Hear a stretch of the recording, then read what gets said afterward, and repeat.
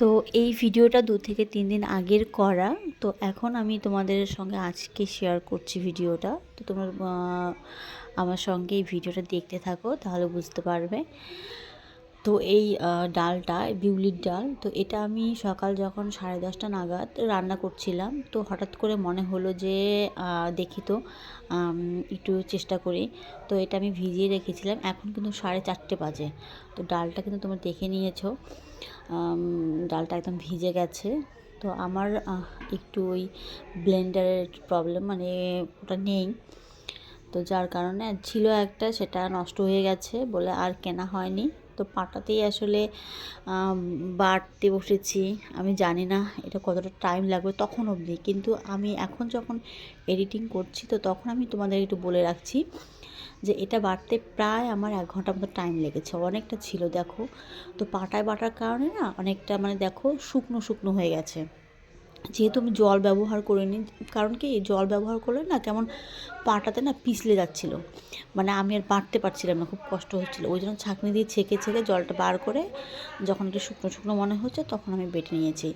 তো এবারে বাটার পরে যখন আমি এটাকে একটু ওই ফমি টাইপের করবো, তো তখন যেহেতু জল নেই, মানে জিনিসটা শুকনো শুকনো মনে হচ্ছিলো, ওই জন্য আমি একটু করে জল অ্যাড করেছিলাম।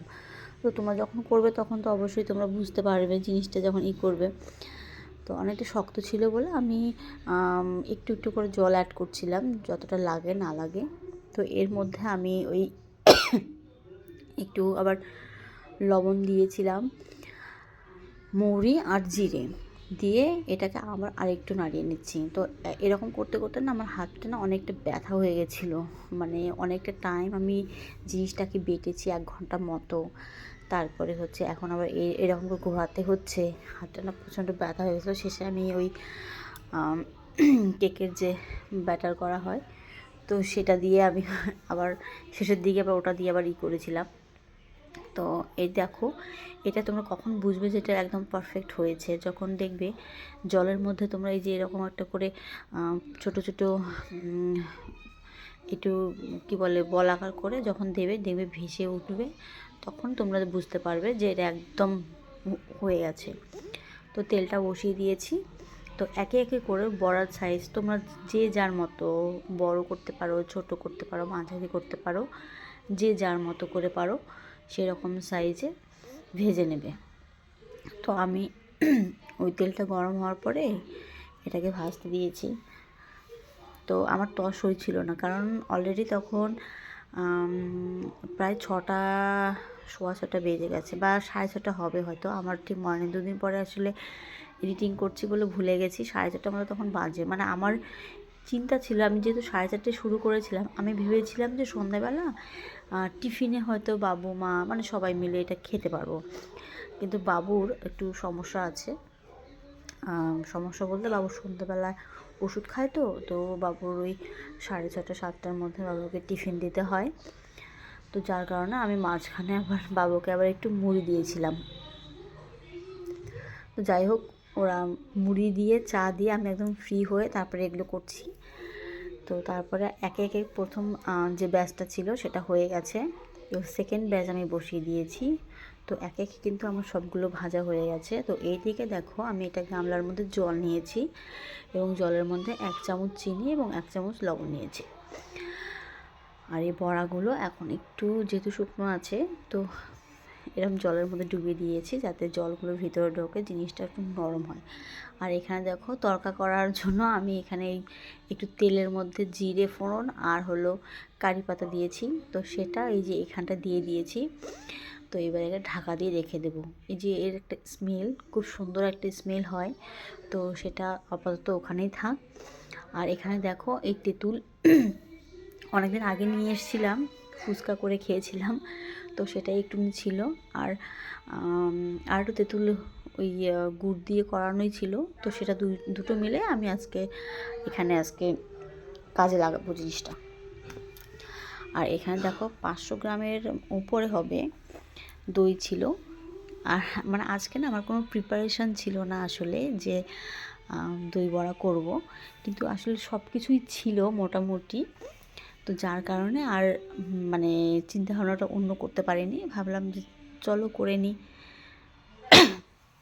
তো এখানে শুকনো লঙ্কা, ধনে গুঁড়ো, গোটা ধনে, গোটা জিরে, একটু লবণ দিয়ে আমি শুকনো খোলায় করে নিচ্ছি, একটু গরম করে নিচ্ছি। তারপরে এটাকে আবার বেটে নেব। এটা হচ্ছে ওই দই বড়ার উপরে যে মশলা দেয়, ওরা ভাজা মশলা দেয়, ওটাকেই ব্যবহার করব। তো এই যে এখানে দেখো জলটা অনেকক্ষণ টাইম আমি 10-15 মিনিট মতো রেখেছিলাম। জলটা কিন্তু অনেকটা ভিতরে ঢুকে গেছে, মানে লবণ আর চিনির যে ব্যাপারটা সেটা কিন্তু বড়াগুলোর ভিতরে ঢুকে গেছে। আর এখানে যে বরফগুলো দিয়ে আমি কিন্তু ওই দইয়ের মধ্যে চিনি আর বরফ দিয়ে সেটাকে করে রেখেছিলাম, যাতে দইটা কেটে না গিয়ে জল বেরোয়। হ্যাঁ, বরফ দিলে হবে কি, তখন দই থেকে যে জল ছাড়ার একটা ব্যাপার থাকে, সেটা কিন্তু আর হয় না। ওর মধ্যে চিনিও দিয়েছিলাম। তো তারপর সবগুলো দেখো ভালো করে মেখে তারপরে একে একে এবার সবাইকে দেব। তো এখানে দেখো আমরা মানুষ কিন্তু বাড়িতে 6জন বলতে আমার শ্বশুর, শাশুড়ি, আমার ভাসুর, আমি, আমার হাজব্যান্ড, আমার মেয়ে। তো এই দেখো একটা কোণার মধ্যে একটাই শুধু আছে, তো সেটা হচ্ছে আমার মেয়ের জন্য। ও তো আর বেশি খেতে পারবে না, জানি না সেটা খাবে কি না, সেটাও জানতাম না তখন। তো ওকে একটাই দিয়েছিলাম, যেহেতু আমরা সবাই খাচ্ছি, বাচ্চা মানুষ, ওরও তো একটু হয় না। তো ওকে কিন্তু আমি ভাজা মাসা সব কিছু করে দিইনি, ওকে বেছে বেছে যেটাও খেতে পারবে সেটাই দিয়েছি। কারণ ওই আমি ভাজা যেটা মশলাটা করেছিলাম সেটাতে কিন্তু একটু লঙ্কা দিয়েছিলাম, যদি আবার ঝাল ফাল লেগে যায়। এরপরে ওই তেঁতুল আর চিনি দিয়ে একটা রস করেছিলাম, সেটা তোমাদের সঙ্গে শেয়ার করা হয়নি। তো সেটা দিয়েছিলাম, বিট নুন সব কিছু দিয়ে। এবার যাব বাবু মা আর দাদারটা দিতে। আর মেয়ে কিন্তু আগেই নিয়ে চলে গেছে ঘরে গিয়ে বসে বসে খাচ্ছে। তো এবারে বাবু আর মাটা দিয়ে দিতে যাব। তো এখানে গিয়ে আমি একটু দাঁড়াবো, তার কারণ হচ্ছে যে বাবু আর মা দুজনে শুয়ে টিভি দেখছে। যেহেতু তারা ভিডিওতে সেরকম আসারই নেই, ওই জন্য আমি তাদের ফেসগুলো দেখালাম না। তো বাবু কিন্তু নিয়ে খাবে, আর মা কিন্তু বললো যে মা যেহেতু চা খেয়েছে কিছুক্ষণ আগে, তো মা আমাকে বলেছে যে মা টেবিলে রেখে দাও, আমি পরে খেয়ে নেব। আর দাদা পরে খাবে বলেছে। দাদা যেহেতু সন্ধ্যের সময়, দাদার একটু সমস্যা আছে, অসুস্থ মানুষ, তো উনি রাত্রেবেলা কিছু খাবে না, এটাই খাবে, ওই জন্য বললো আমি পরে খাবো, ওই জন্য রেখে দিয়েছি। তো এবার এসছি যে বড় মশাইয়ের কাছে, ও কি খবর কি শুনছে, তো ওকে দিতে এলাম। এবার ওর রিভিউগুলো শুনবো।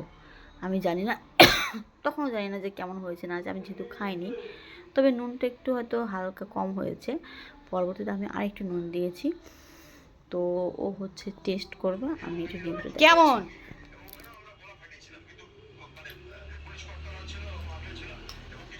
ভালো হয়েছে, মিথ্যা কথা বলিও না, সত্যি করে বলবি। আমার দোকানের মতো হচ্ছে। মাম্মা তুমি বলো কেমন হয়েছে, কি হয়েছে। তো সব থেকে বড় রিভিউ যেটা হচ্ছে সেটা হচ্ছে আমার মেয়ের রিভিউ। আমার মেয়ে যদি ভালো না লাগে, ও কিন্তু কোনো কিছু খায় না। তো দেখলাম ও অনেকটা খেয়ে নিয়েছে।